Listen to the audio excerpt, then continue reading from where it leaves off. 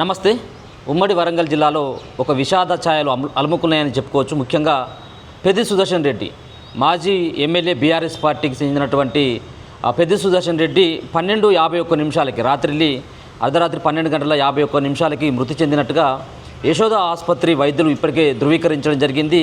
So మొత్తానికి 6 రోజుల పాటు చికిత్స పొందుతూ మరి యశోద ఆసుపత్రిలో ఆయన చనిపోయినట్టుగా ఆల్మోస్ట్ వాళ్ళు డాక్టర్లు సైతం కూడా ఇప్పటికే చెప్పేయడం జరిగింది. మొత్తానికి బీఆర్ఎస్ పార్టీకి సంబంధించినటువంటి నాయకులు కావచ్చు, అలాగే పెద్ది సుదర్శన్ రెడ్డికి సంబంధించినటువంటి అభిమానులు ఇప్పటికే యశోద ఆసుపత్రితో పాటు వాళ్ళ స్వగ్రామం అయినటువంటి నల్లబెల్లి, నర్సంపేటకి పెద్ద ఎత్తున కూడా ఇప్పటికే చేరుకోవడం జరిగింది. సో ముఖ్యంగా ఆయనే బీఆర్ఎస్ పార్టీకి చేసినటువంటి సేవలు కావచ్చు, అలాగే ఉద్యమం సమయంలో ఆయన పార్టిసిపేట్ చేసినటువంటి అంశం కావచ్చు, చాలామందితోటి కేవలం నర్సంపేట వరకే మాత్రమే కాదు, ఉమ్మడి వరంగల్ జిల్లాలో రాష్ట్ర వ్యాప్తంగా తనకు ఉన్నటువంటి పరిచయాలు చాలా పెద్ద ఎత్తున ఉంటాయి. ఎందుకంటే ఉద్యమ కాలంలో తన యొక్క పాత్ర చాలా క్రియాశీలకమైనటువంటి పాత్ర పోషించడం జరిగింది.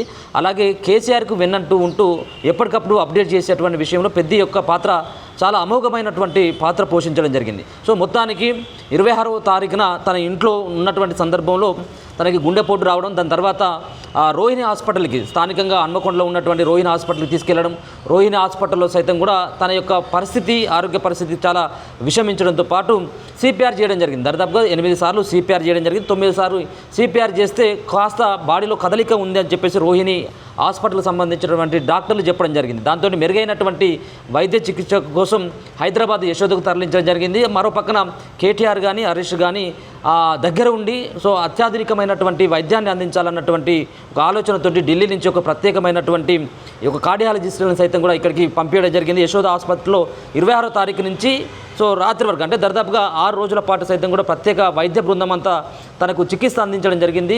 2 పవర్ఫుల్ ఇంజెక్షన్లు ఇచ్చినప్పటికీ కూడా ఎలాంటి కదలిక లేదు, మెదడు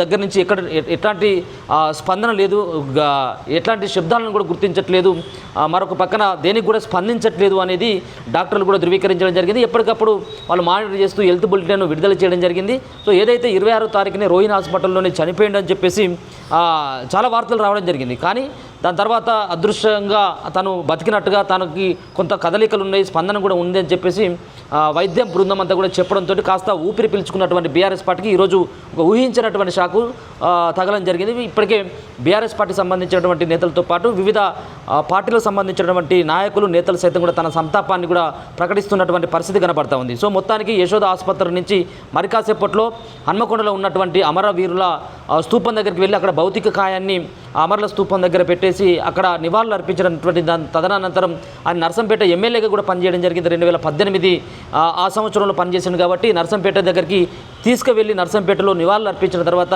తనకి భౌతిక కాయాన్ని అక్కడి నుంచి తన స్వగ్రామమైనటువంటి నల్లబెల్లికి సాయంత్రం 4 గంటలకి అంత్యక్రియలు జరుగుతాయని చెప్పేసి ఇప్పటికే బీఆర్ఎస్ పార్టీకి సంబంధించినటువంటి శ్రేణులంతా కూడా వాళ్ళు కూడా ధృవీకరించడం జరిగింది. సో ఎప్పుడైతే ఈ వార్త తెలిసిందో ఒక గుండెలు పగిలేలా రోధించినటువంటి తీరు కూడా అందరికీ కూడా కన్నీళ్లు పెట్టుతూ ఉంది. తన భార్య స్వప్న సైతం కూడా బాడీ పైన పడి ఏడ్చినటువంటిది. ఎందుకంటే వాళ్ళది ప్రేమ వివాహం వాళ్ళది. సో వాళ్ళకి బాబు కూడా, ఒక బాబు ఉన్నాడు, 13 సంవత్సరాలు ఉన్నటువంటి బాబు సైతం కూడా ఉండడం జరిగింది. సో ఎంతో అన్యోన్యమైనటువంటి కుటుంబంగా, మరో పక్కన తనకు కూడా పొలిటికల్ బ్యాక్గ్రౌండ్ ఉన్నటువంటి, ఒకసారి జడ్పీటీసీగా కూడా చేసినట్టుగా తెలుస్తుంది స్వప్న సైతం కూడా, పెద్ద స్వప్న. సో మొత్తానికి 49 సంవత్సరాల్లోనే ఇటువంటి గుండెపోటు రావడం, దాని తర్వాత చాలా సివియర్ పరిస్థితుల నేపథ్యంలో హైదరాబాద్కు తీసుకొచ్చినటువంటి సందర్భం కూడా కనబడుతూ ఉంది. ఇప్పటికే యశోద ఆసుపత్రిలో మొన్ననే ఆ కుటుంబాన్ని సైతం కూడా పరామర్శించడం జరిగింది. మెరుగైనటువంటి వైద్య చికిత్స అందించాలని చెప్పేసి కేసీఆర్ సైతం కూడా వైద్య బృందానికి యశోద ఆసుపత్రిలో ఉన్నటువంటి వాళ్ళందరికీ చెప్పడం జరిగింది. ఇంకా ఎంత ఖర్చైనా పర్వాలేదు, ఇంకా మెరుగైనటువంటి వైద్యం కోసం ఎలాంటి సహాయమైన పార్టీ తీసుకుంటుంది, మీరు ఖచ్చితంగా చికిత్స చేయండి, పెద్దని బతికించండి అని చెప్పేసి కూడా కేసీఆర్ ఆదేశాలు కూడా జారీ చేసినప్పటికీ ఎట్టకేలకి వైద్యులు మాత్రం చేసేది ఏమి లేక చేతులు ఎత్తేసినట్టుగా స్పష్టంగా అర్థమవుతుంది. ఎందుకంటే వచ్చినటువంటి గుండెకు సంబంధించినటువంటి హార్ట్అటాక్ సివియర్గా రావడంతో వాళ్ళు కూడా చేసేది ఏమి లేదు. చాలా చివరి వరకు కూడా ప్రయత్నాలు చేయడం జరిగింది. అయినా కానీ పెద్ద యొక్క ప్రాణం దక్కలేదు.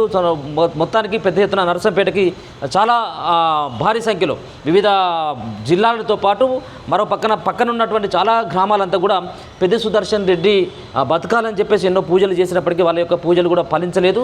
ఇప్పటికే భౌతిక కాయాన్ని చూడడానికి, అలాగే చివరిగా పెద్దిని ఒక్కసారి తలుచుకోవాలి, ఒకసారి తనని దగ్గరుండి నివాళులు అర్పించాలి, తనని చివరి చూపు చూడాలని చెప్పేసి పెద్ద ఎత్తున భారీ సంఖ్యలో నర్సంపేటకి నల్లబెల్లికి చాలామంది బీఆర్ఎస్ పార్టీకి సంబంధించినటువంటి నేతలతో పాటు పెద్ద అభిమానులు అలాగే వివిధ పార్టీలకు సంబంధించినటువంటి వాళ్ళంతా కూడా రాబోతూ ఉన్నారు.